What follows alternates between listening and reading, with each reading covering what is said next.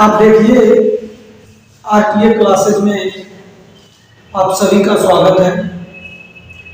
हम पढ़ा रहे थे सूरदास का पद। सूरदास के पद में पाठ एक है जब पद सूरदास का है।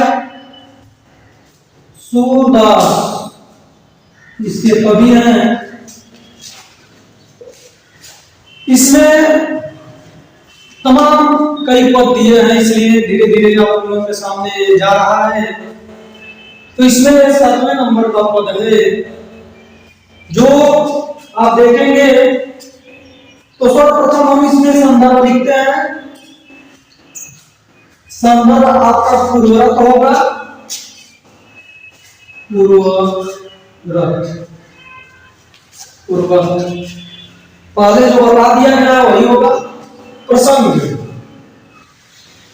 प्रसंग में आप देखेंगे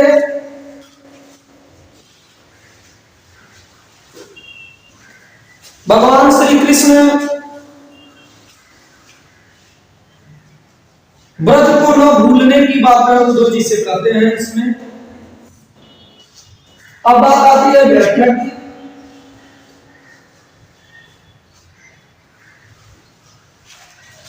तीसरे नंबर का स्टेप देखेंगे व्याख्या। व्याख्या को कैसे लिखेंगे, व्याख्या लिखने से पहले इसको पढ़ा जाएगा। लयबद्ध साथ पढ़ेंगे। ऊधो मोई ब्रज बिसरत नाई। ऊधो भगवान श्री कृष्ण ऊधो से कहते हैं ऊधो मोई ब्रज बिसरत नाई।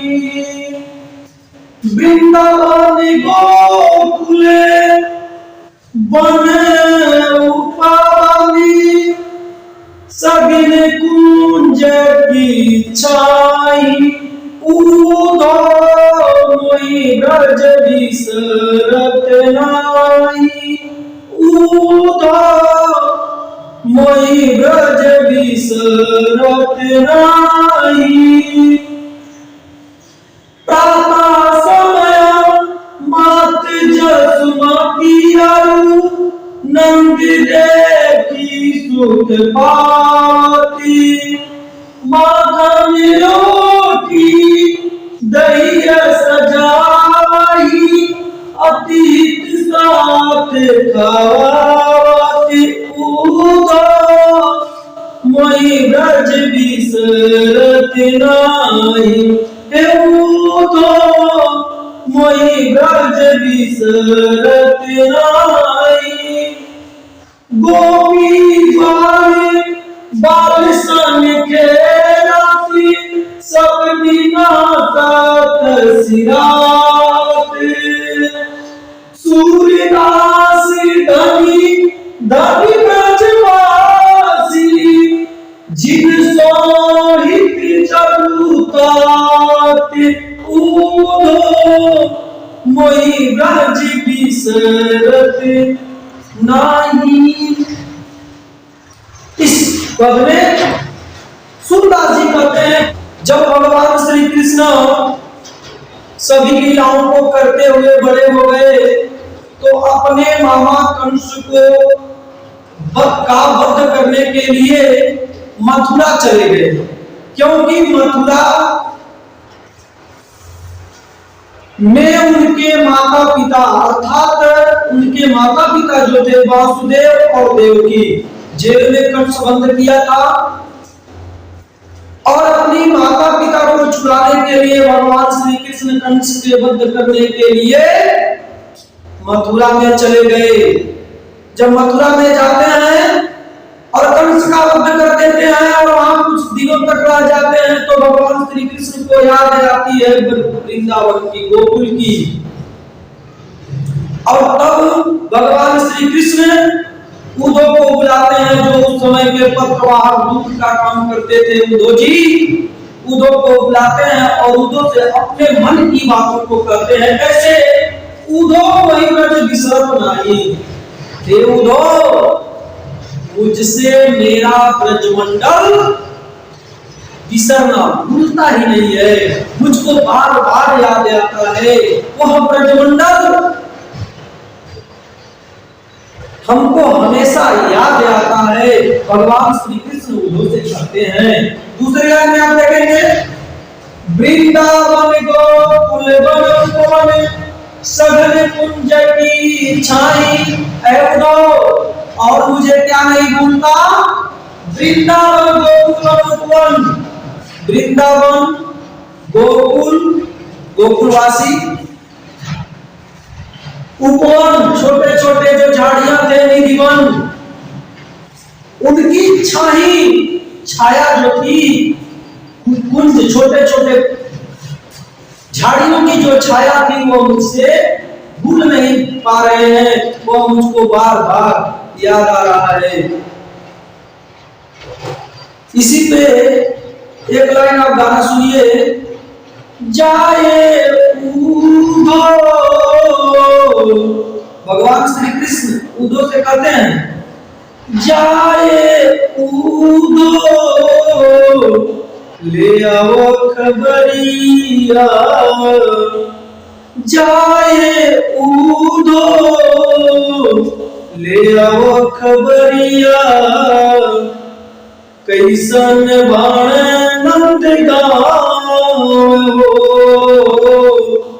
जाए उद्धव ले आओ खबरिया, कैसन बाण नंद गाँव।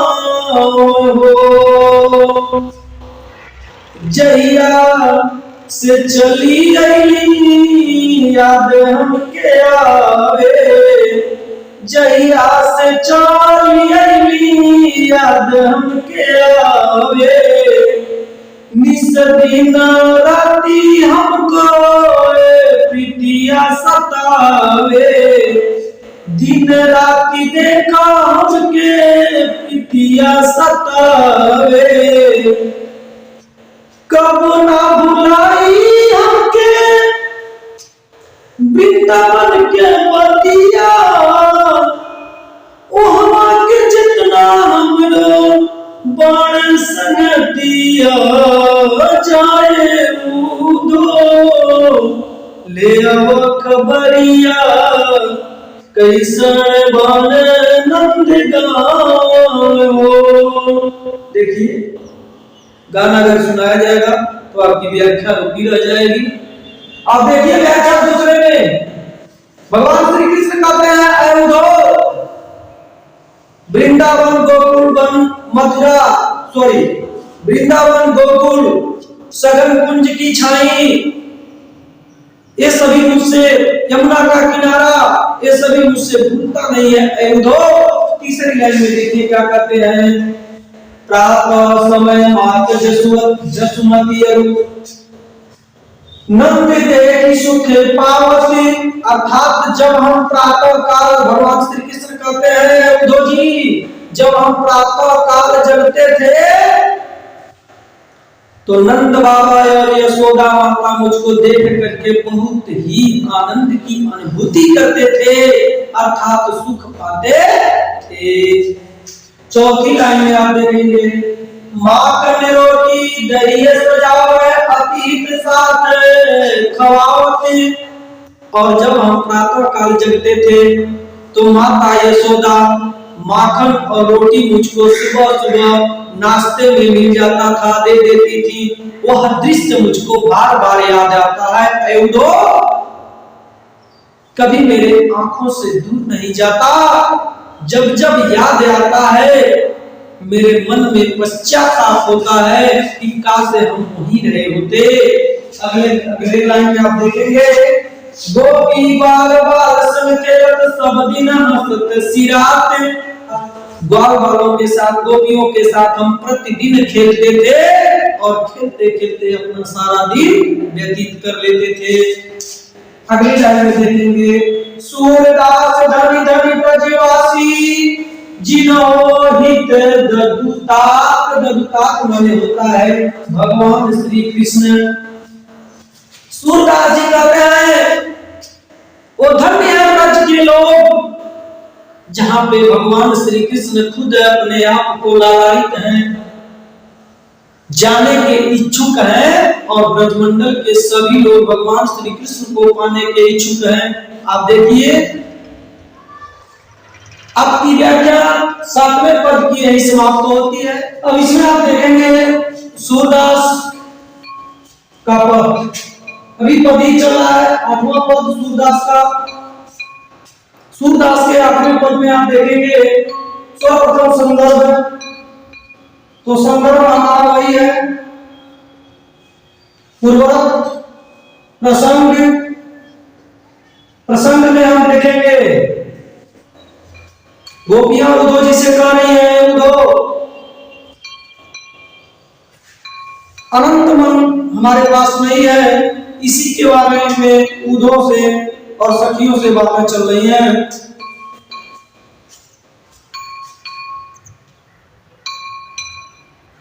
तो प्रसंग के बाद आता है व्याख्या। व्याख्या में हम देखेंगे सर्वप्रथम व्याख्या करने से पहले इसको गाया जाए, किस लय में गाया जाएगा।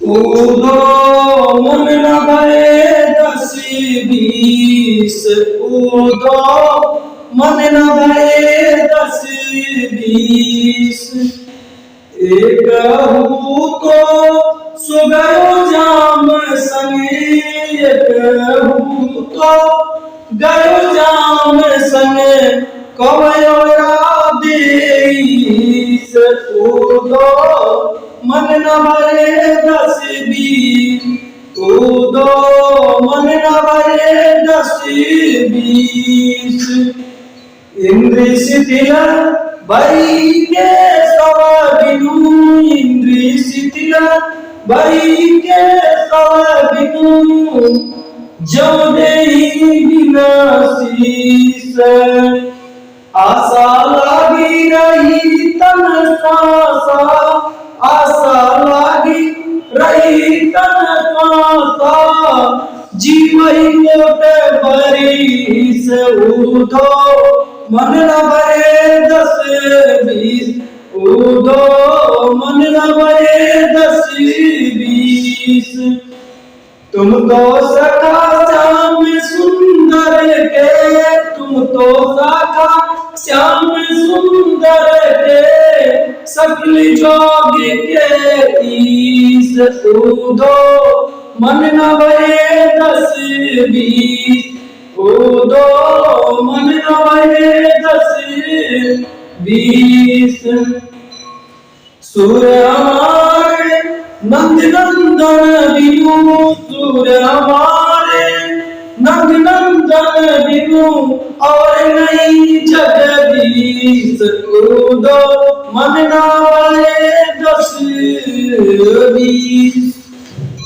सूरदास जी लिखे सखियां उद्धव से कह रही है, क्योंकि जब भगवान श्री कृष्ण गोकुल को छोड़ करके मथुरा में आ गए थे, वहां का क्या आए थे सखियों से। सखियां ने कहा उद्धव से, कह के गए परसों बीत गई बरसों, दिन रात तरसों।